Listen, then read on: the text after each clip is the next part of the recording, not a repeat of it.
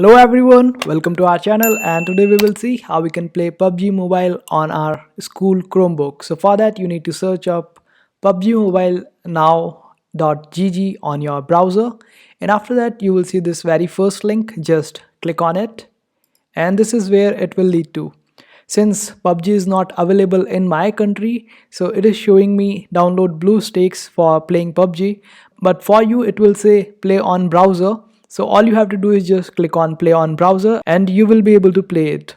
And I can also play it by using VPN. Let me show you what exactly you will see when clicking on it. So let me open up Roblox here, and this is how it will show you play in browser for your PUBG. If you want to play PUBG, just click on it and it will lead to start your PUBG Mobile on your browser.